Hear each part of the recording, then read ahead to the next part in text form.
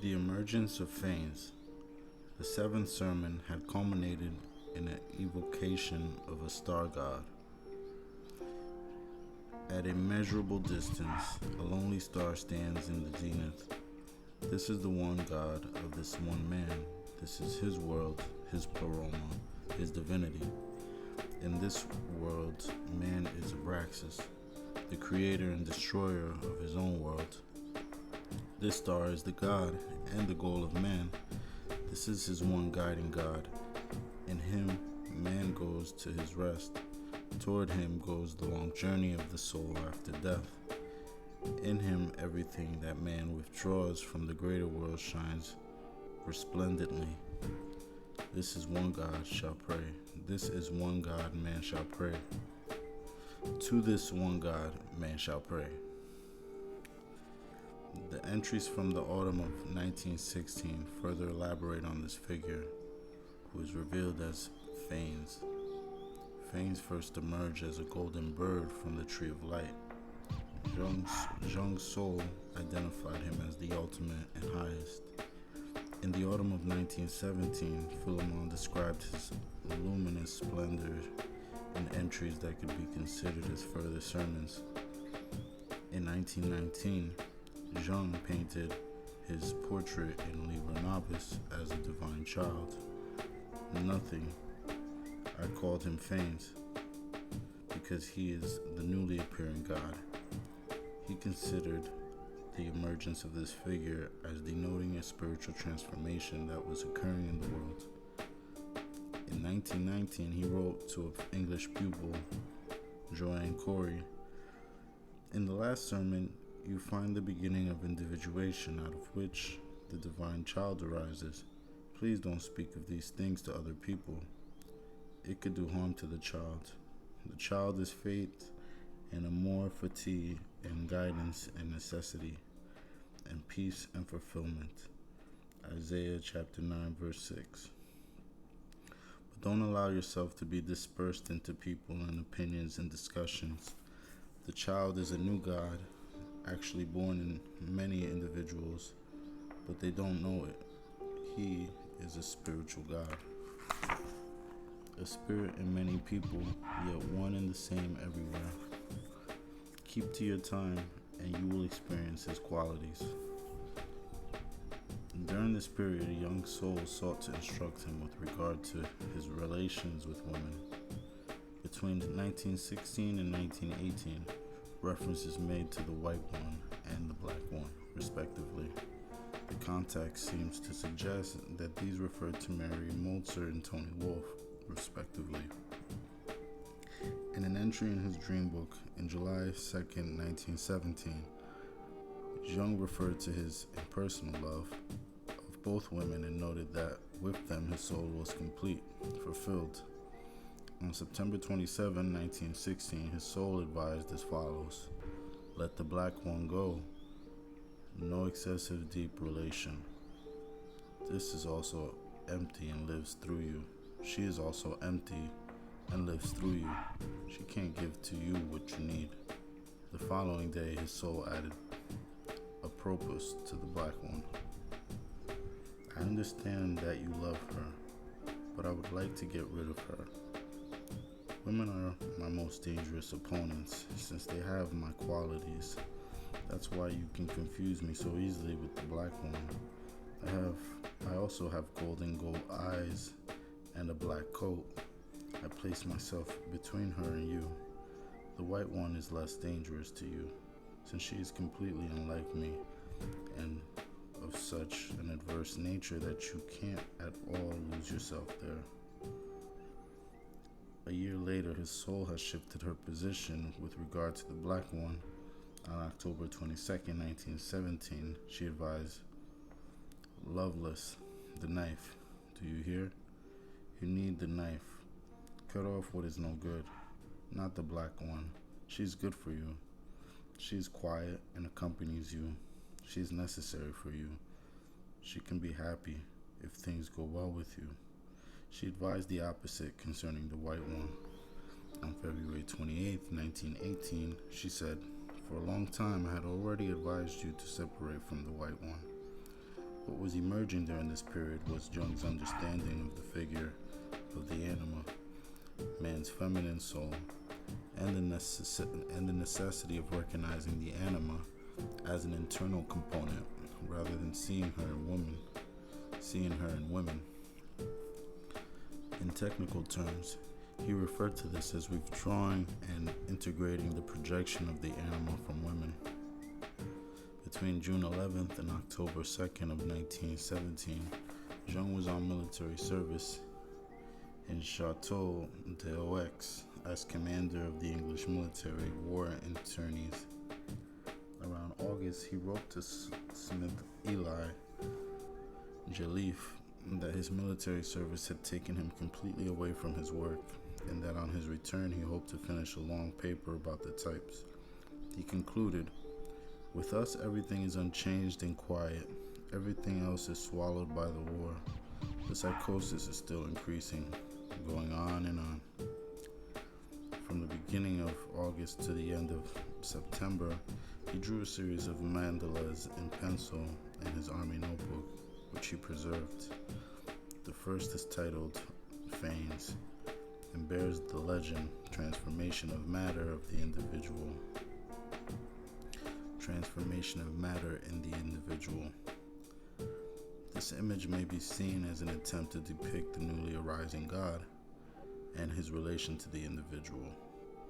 These mandalas are linked to the concurrent fantasies noted in the Black Books. A number featured complex hieroglyphics that emerged and were in turn elucidated in dialogues with the Black Magician. Ha, in the autumn of 1917.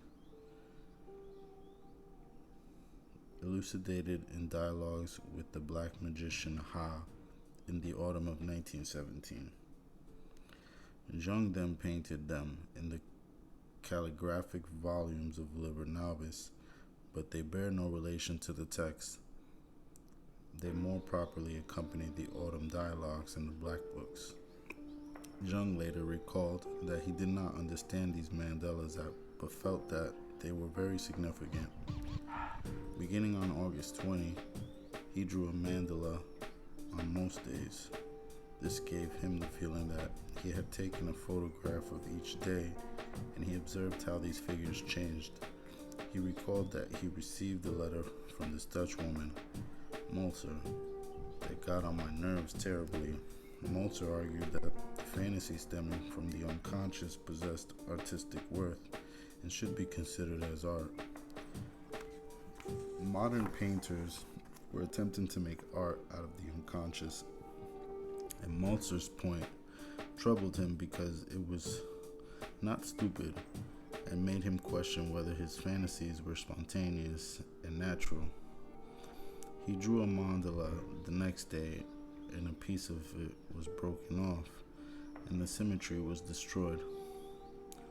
Only now did I gradually come to what the mandala really is: formation, transformation, the eternal mind's eternal recreation. That is the self, the wholeness of the personality, which, when everything is well, is harmonious, but which can bear no self-deception. My mandala images were cryptograms on the state of myself, which were delivered to me each day. The mandala appears to be that of August 6, 1917. The citation is from Goethe's Faust, Act 1.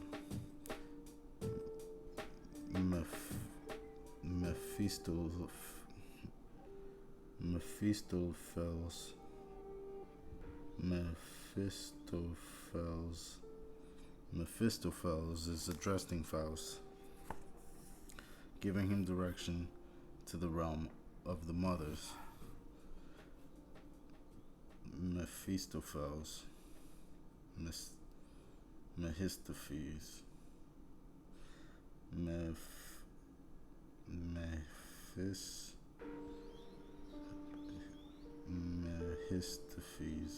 Mephistopheles. A glowing tripod will finally show you that you are in the deepest ground. By its light, you will see the mothers, the one sits, others stand and walk, as it may chance formation, transformation, the eternal mind's eternal recreation, covered in images of all creatures. They do not see you, since they only see shades. They hold your heart, since the danger is great, and go straight to that tripod. Touch it with the key. The letter to which Jung referred has not come to light. However, in a subsequent letter from 1918, November 21st, sent from Chateau d'Aux, Jung wrote that M. Molterz had again disturbed me with letters. He reproduced the mandalas in a calligraphic volume of Liber Novis a decade later, in 1929. He anonymously described the sequence in his commentary on The Secret of the Golden Flower. I know a series of European mandala drawings in which something like a plant seed surrounding it by membranes is shown floating in the water. Then from the depths below, fire penetrates the seed and makes it grow, causing a great golden flower to unfold from the germinal vesicle. There he gave the following interpretation of the sequence. The symbolism refers to a quasi-alchemical process of refining and ennobling darkness. Darkness gives birth to light. Out of the lead of the water region grows the noble gold. What is unconscious becomes conscious in the form of a living process of growth. Indian Kundalini Yoga offers a perfect analogy. In this way, the union of consciousness and life takes place.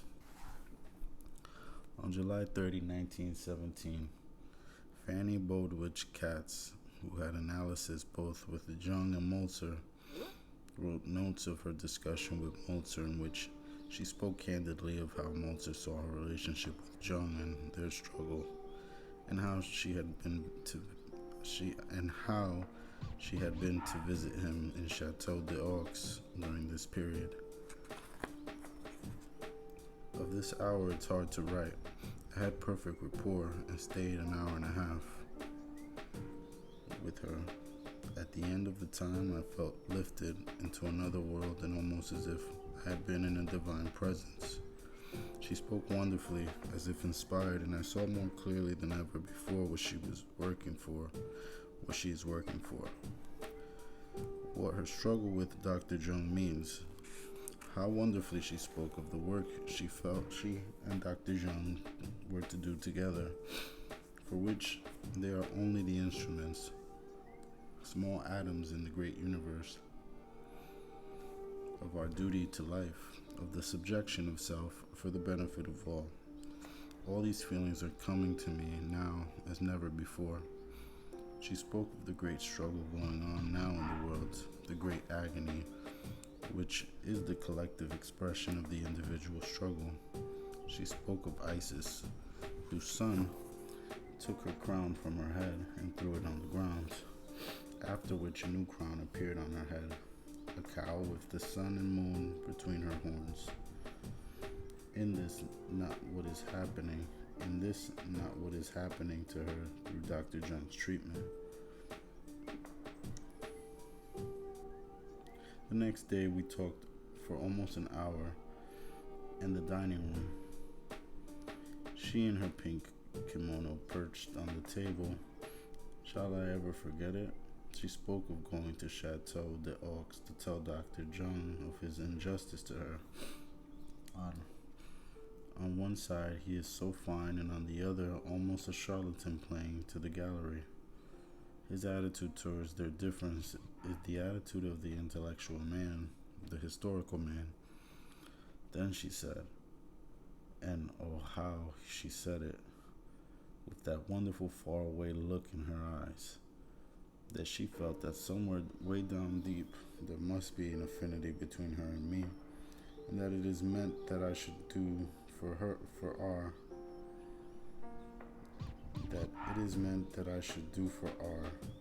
what she is doing for Dr. Jung. She evidently feels that R has a great value which I can bring out, and she spoke of her overcoming the personal in order to do this. She certainly has with Dr. Jung. By early 1918, the difficulties between Molterz and Jung had intensified. On April 14, 1918, Jung wrote to Joseph Lang regarding a letter he had received from Molterz in which she had accused him of trying to destroy her relationship with Lang in the thirst for revenge. Jung asked Lang to indicate to Molterz that she had not analyzed Lang's relation to her and didn't know or care about it. He said that he had no desire for revenge and that Molterz simply couldn't accept what he said. He told Lang that he regretted that someone as valuable as Molterz had such idiotic fantasies and had been projecting rubbish onto him. He said he had broken off relations with her months ago. Molterz, Jung told Lang, claimed that Jung had an unresolved transference to her. This indicated to Jung that she was paranoid. He said that she also maintained that he couldn't recognize her independence. Jung considered that the problem was that she held a deeply degrading conception of human nature and always imputed the basest motive. That was why he had drawn back from her. Despite everything, she still wanted his friendship. While Molterz claimed that Jung was projecting onto her, Jung maintained that the opposite was the case. He had left her in peace while she bombarded him with insults. Soon after, Molterz resigned from the club. This caused consternation and lengthy debate at a meeting on June 1st. On receiving her letter of resignation, Emma Jung, the club's president, had tried to persuade her to remain, to no avail. So had Adolf Keller. Emma Jung noted that Molterz had been critical of the club for some 6 to 8 weeks, an antipathy that actually dated from the previous summer. Molterz's letters criticized the intellectualism of the club, and in fact, that it had been taken over by conflict over the question of types. While regretting her departure, Emma Jung did not feel that the reasons Molterz offered for leaving were the real ones. Martha Sig suggested that Molterz had been influenced by her patience against the club, which Jung thought was probable. Some members thought that the reason for her withdrawal was the deficiency of her collective function. Sarah Barker, one of her analyses, suggested that the fact that Molterz found the club so unanalytical that she could no longer give it her sanction and support was a serious matter. She argued that it was a mistake to believe, as had been asserted, that her attitude had been influenced by countless resistances brought about by her patience. Barker noted that from the outset, Molterz had maintained that the club was not founded or conducted in accordance with analytical principles. In a letter of August 1st, 1918, Molterz wrote to Baldwin Katz, "Yes, I resigned from the club. I could not live any longer in that atmosphere. I'm glad I did. I think that in time, when the club really shall become something, the club shall be thankful I did. My resignation has its silent effects. Silent, for it seems that it belongs to my path. That I openly don't get the recognition or the appreciation for what I do for the development of the whole analytical movement. I always work in the dark and alone. This is my fate and must be expected."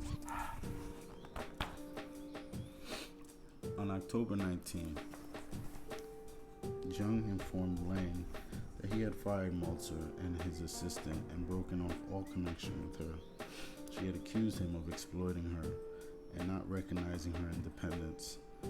On his side, he felt that she was not capable of treating him as someone of equal standing, and instead always regarded him as a little boy.